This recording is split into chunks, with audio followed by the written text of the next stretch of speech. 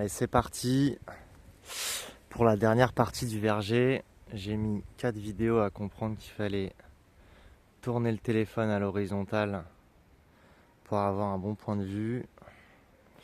C'est pas grave, chacun fait avec ses capacités. Alors, dernière partie du verger, donc l'autre côté du terrain, on n'a pas mis beaucoup d'arbres au milieu. Là, on commence par un petit châtaignier qu'on a planté récemment. Mi-ombre, on s'est dit que ça passait pour un châtaignier. C'est un quoi celui-là? C'est un marsol. Alors apparemment les châtaigniers dans notre région, centre de la France, ils ont tous une sorte de maladie au bout de 5-10 ans. Donc au début ils poussent à peu près normalement, puis après ils commencent à dépérir. Il y a des branches qui commencent à pourrir. Il faudrait que je regarde des précisions. Je ne sais plus très bien vous expliquer. Mais celui-là, il a été mis sur un porte-greffe précis, je crois. En tout cas, je crois pas que ce soit comment on dit, c'est pas un châtaignier franc. Bon, il faut que je vérifie, mais en tout cas, il y a une maladie sur les châtaigniers. Celui-là, normalement, on est protégé. Mais c'est même pas sûr à 100% dans la pépinière. Ils nous ont dit, voilà, vous jouez un peu à la roulette, ça peut marcher 4, 5, 6 ans. Ensuite, il peut choper un truc qui sera un peu redondant et qui le ferait dépérir un peu sur place sans vraiment mourir, mais en tout cas arrêter un peu de grandir, quoi. Donc forcément, ce serait le kiff immense d'avoir des châtaignes. Mais là, il va falloir patienter. Alors, on avait un peu de bois qui était en train de pourrir là. L'idée, c'est que ça nourrisse pas forcément l'arbre à hyper court terme, mais en tout cas, ça peut vraiment nourrir le sol, faire un peu de l'humus. Ouais, si vous avez du bois un peu comme ça qui se craquelle jusqu'à la main. Lui, il était en train de pourrir au fond de notre jardin pendant, je sais pas, 3, 4, 5 ans. On en a mis un peu autour des arbres. C'est un peu, ça nourrit pas l'arbre à court terme, mais ça structure vraiment le sol, ça rend de la vie au sol. Là ici on a un pêcher pareil déplacé d'un jardin, un proche à moi en voulait plus. Il avait beaucoup moins de racines que de branches quand on l'a planté et j'avais oublié de le tailler.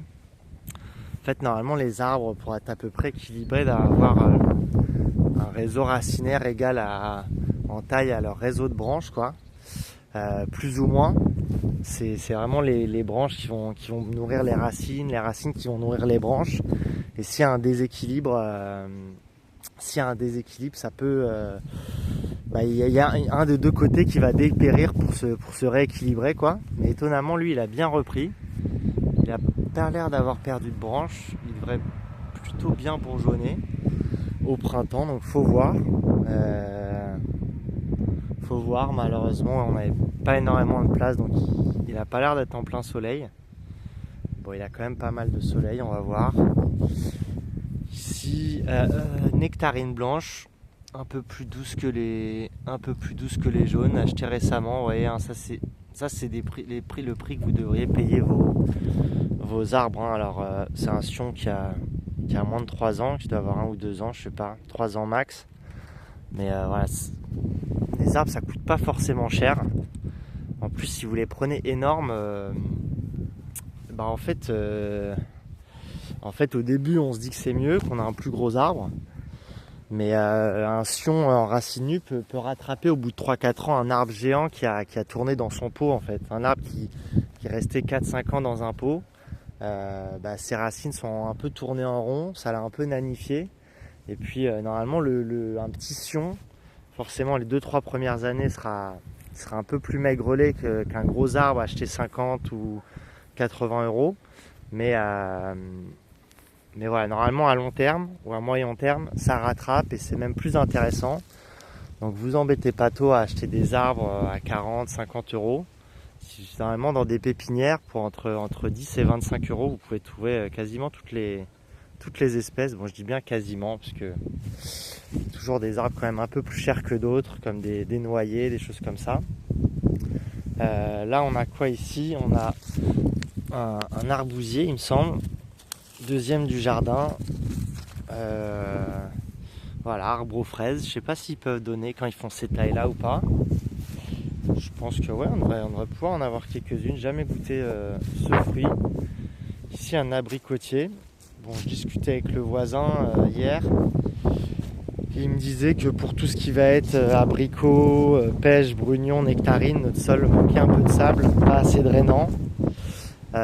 Trop proche de la rivière. Bon, elle est pourtant à, je sais pas, à 50-70 mètres.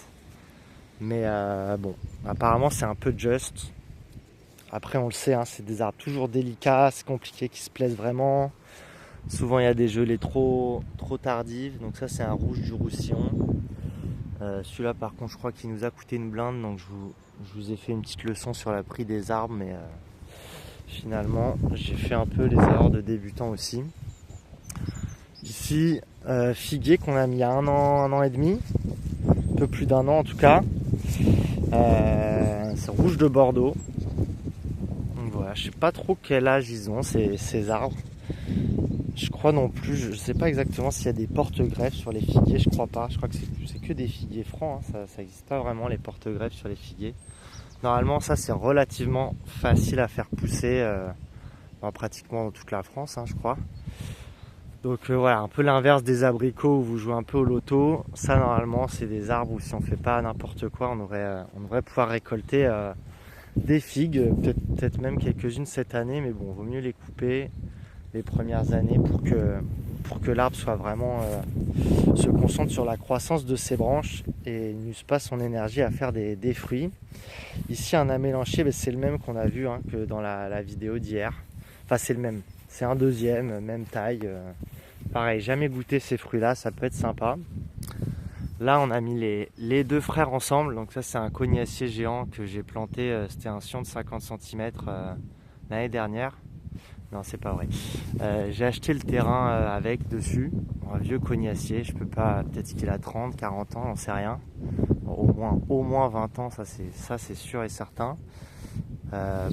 Bon, à peine vous touchez une branche, elle pourrait se casser, hein, mais il donne pas mal de coins. Bon, les coins ça sert à moitié à rien pour moi, enfin je sais pas vraiment les exploiter, je trouve pas ça très bon. Mais mon ami avec qui j'ai acheté le terrain en fait des gelées, en fait des choses, puis ça, au pire, comme il dit, ça fait de la matière.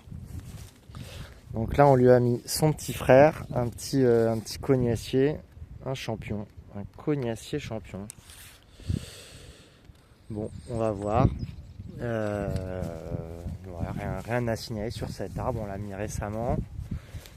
Ici un autre petit feijoa goyavier du Brésil.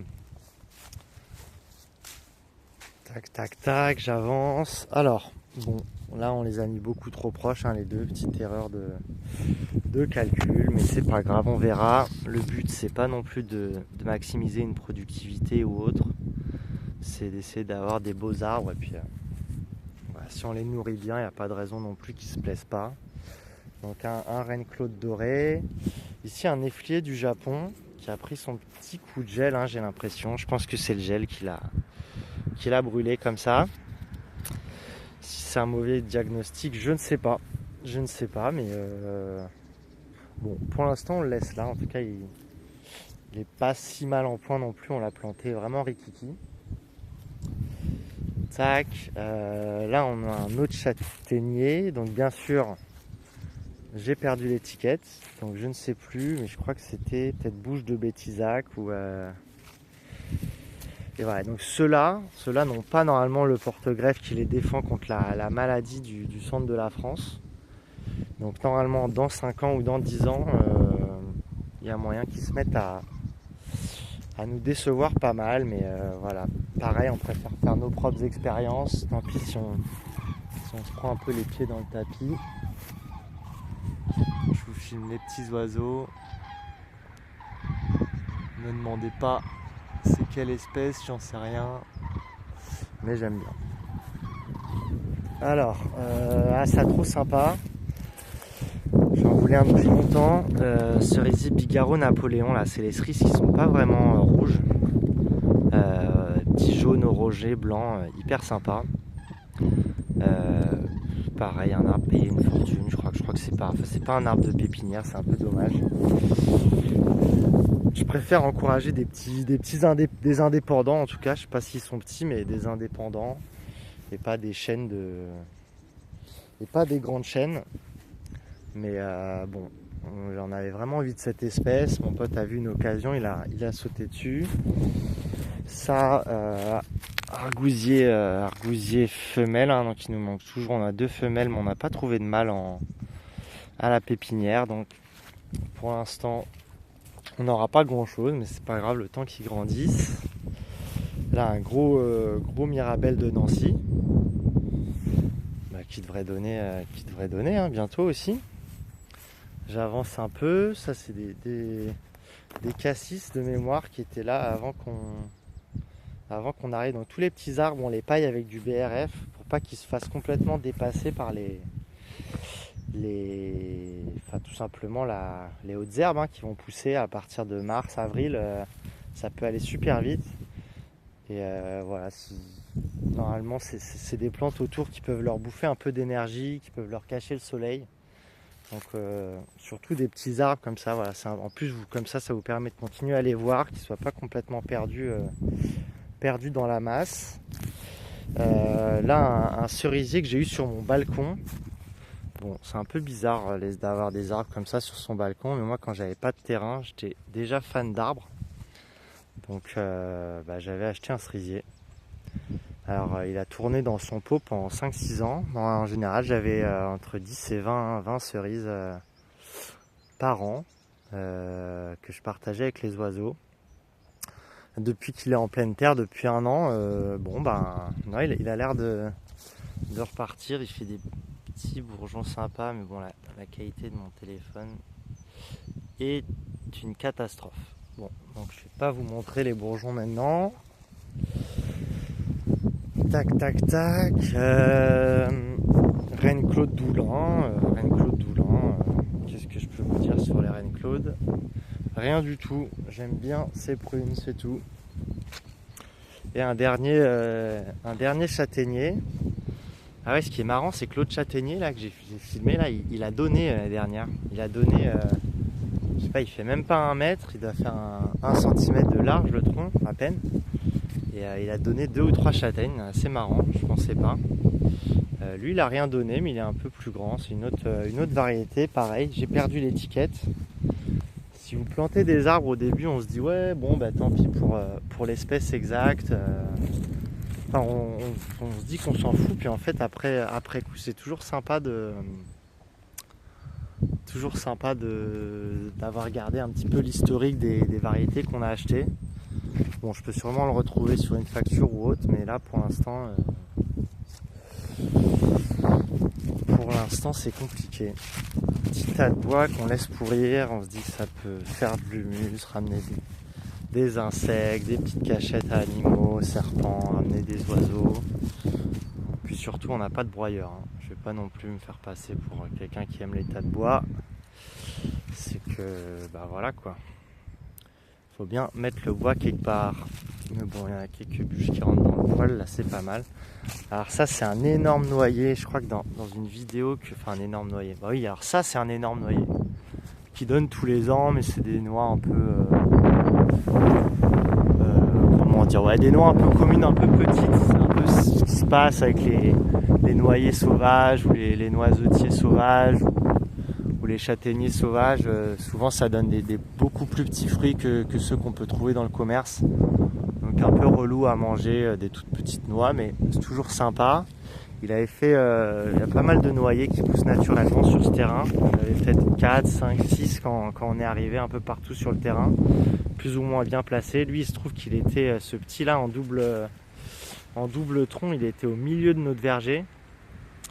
Donc pour 2 raisons, on l'a bougé. La première, c'est que apparemment, il y a des noyers qui peuvent libérer un peu des toxines dans le sol.